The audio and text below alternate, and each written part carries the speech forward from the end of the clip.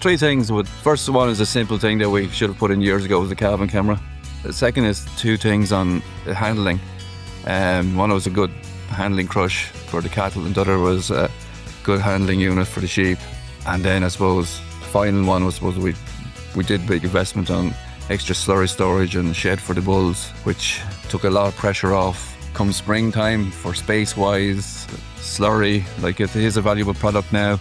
Hello and welcome to The Beef Edge, the Teagasc Beef podcast, for all your latest news, information and advice for Irish beef farmers. I'm Catherine Egan, and on this week's episode, I'm joined by future beef programme farmer John Pringle from County Wicklow to get an insight into his Suckler-to-Beef finishing system, finishing bulls at under 16 months, preparing for silage and the upcoming National Beef Open Day taking place on the 29th of May.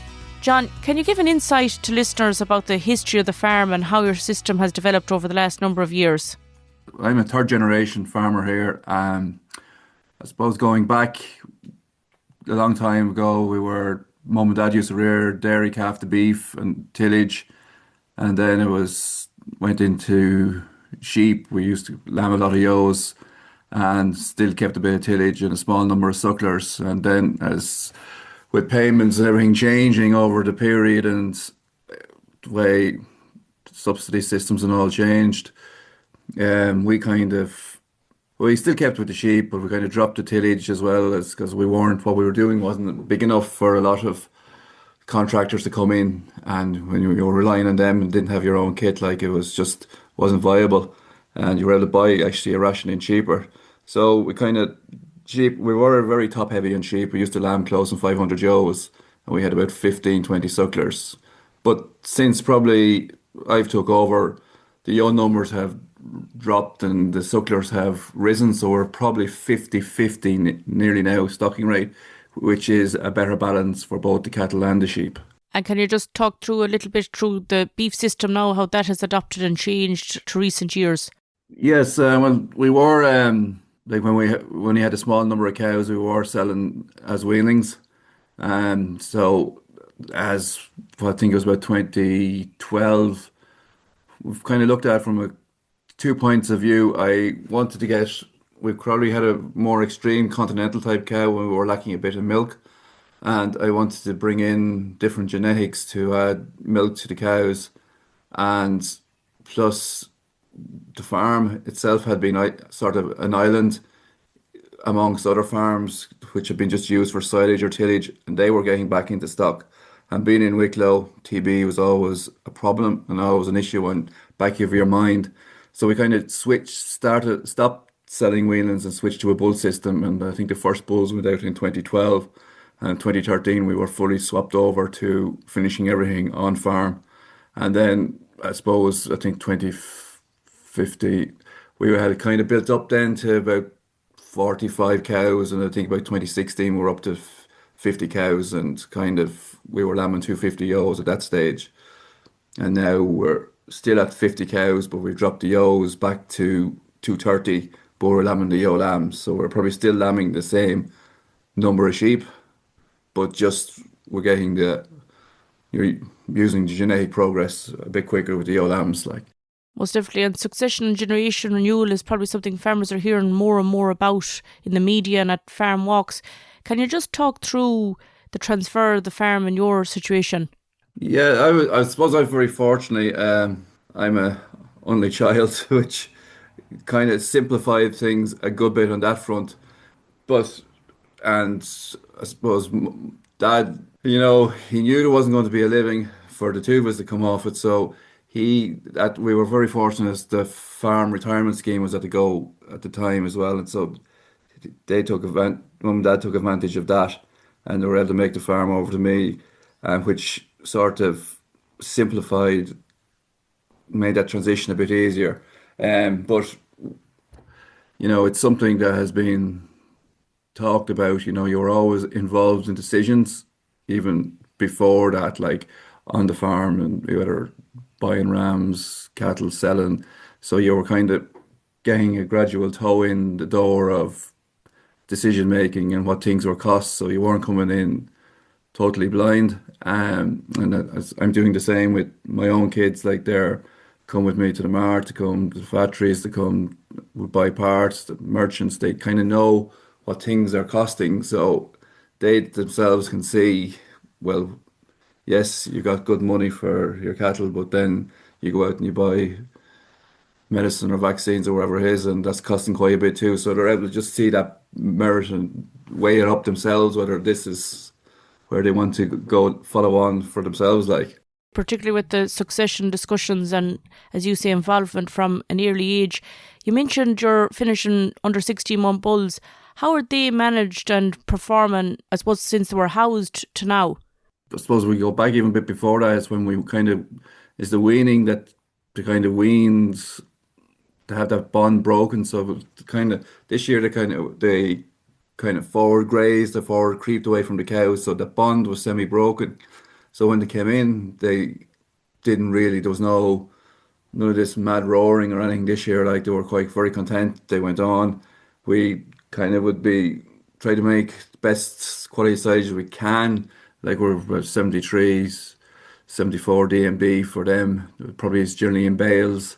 Um, uh, for the bulls, and then they're on a good or good weanling crunch till Christmas, and they would be vaccinated for pneumonia and IBR as well, and plus an ivermectin there just before they come in housing, so they're clear. So there's there's no pressure on their lungs or their systems when they come in, and then they're put in two groups. They're kept together. Their backs are clipped.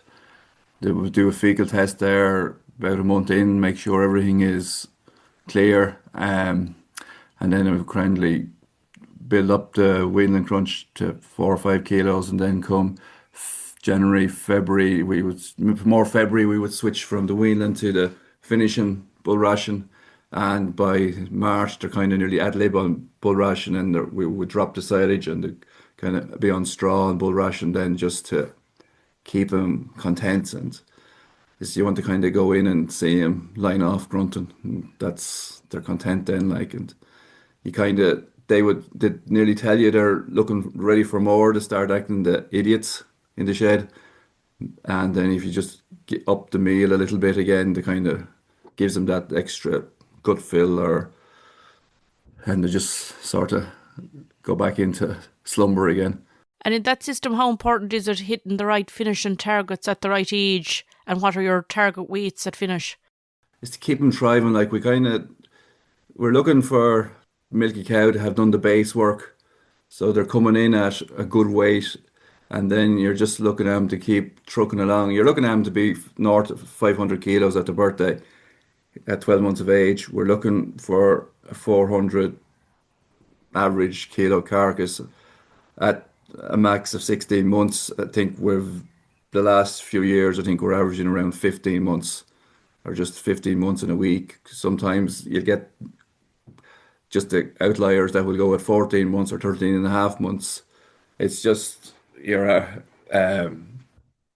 just to keep them.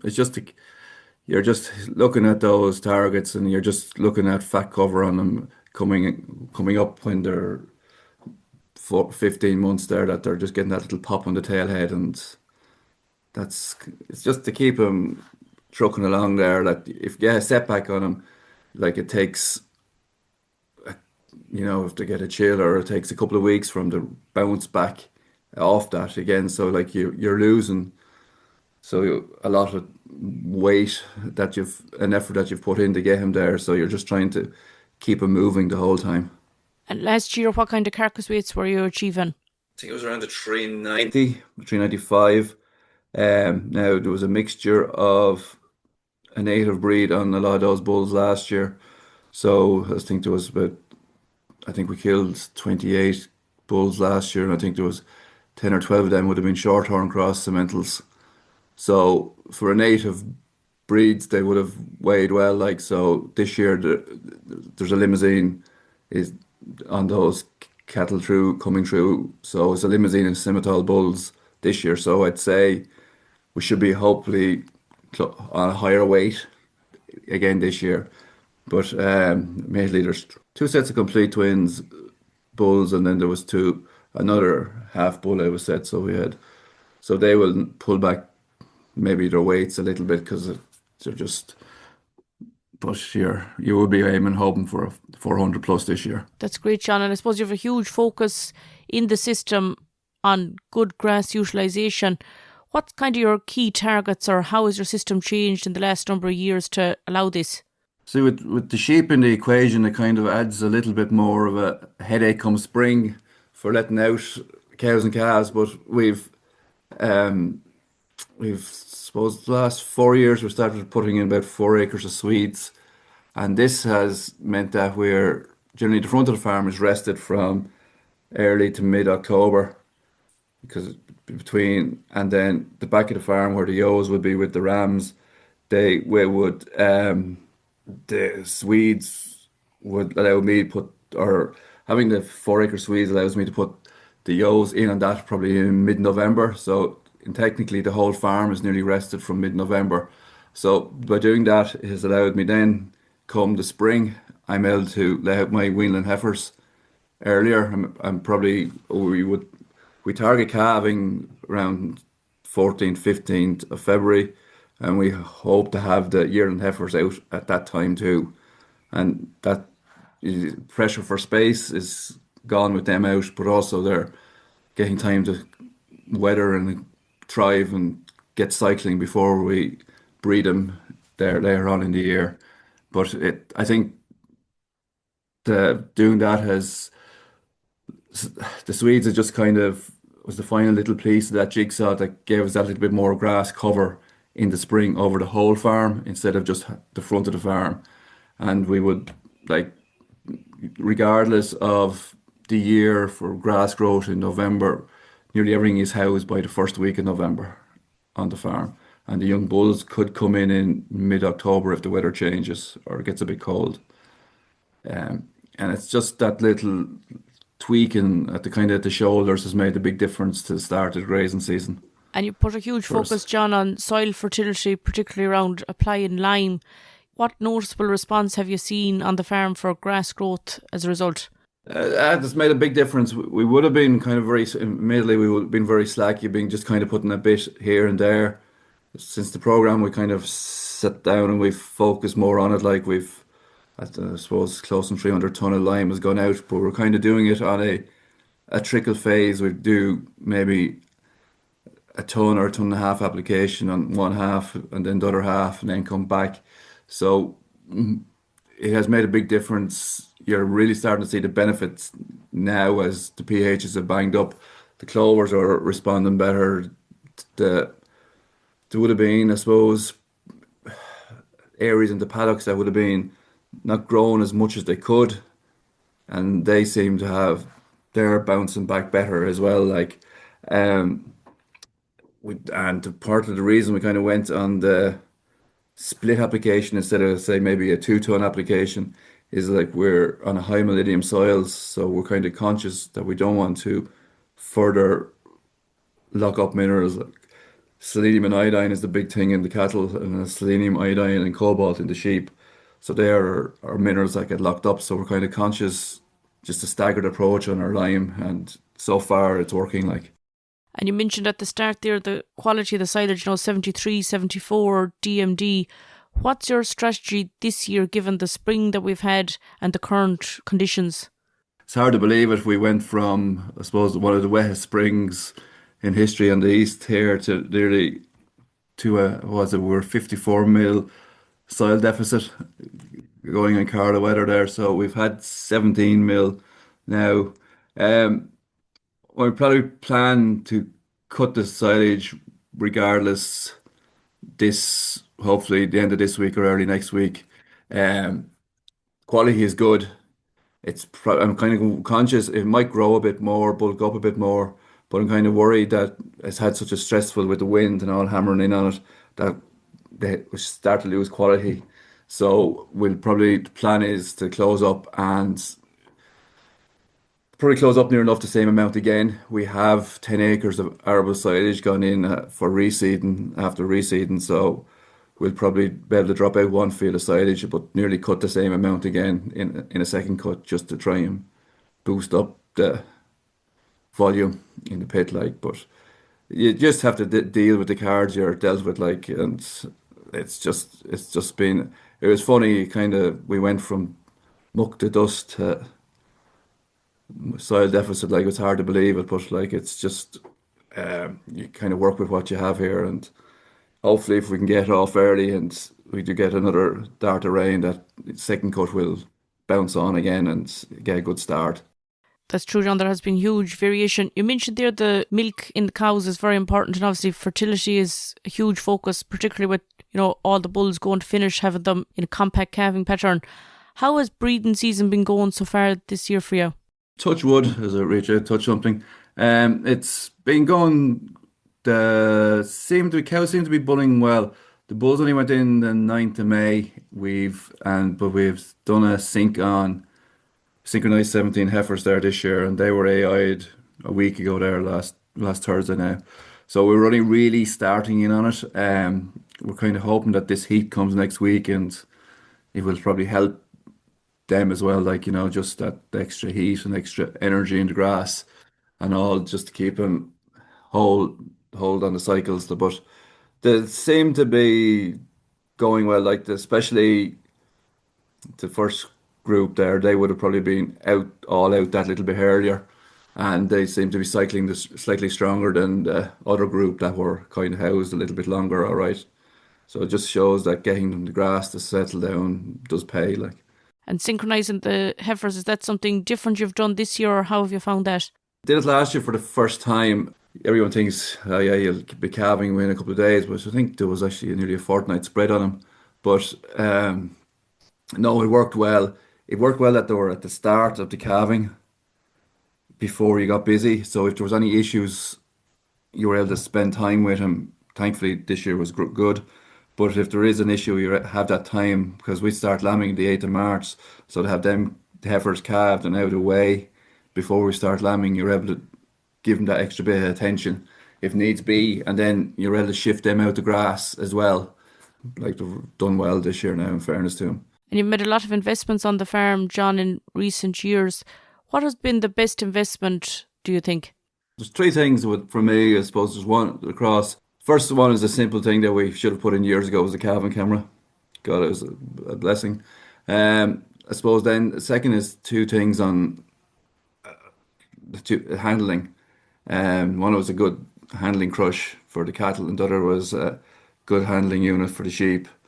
Um, and then I suppose the final one was we did big investment on extra slurry storage and shed for the bulls, which has made took a lot of pressure off come springtime for space wise. Slurry, like, it is a valuable product now.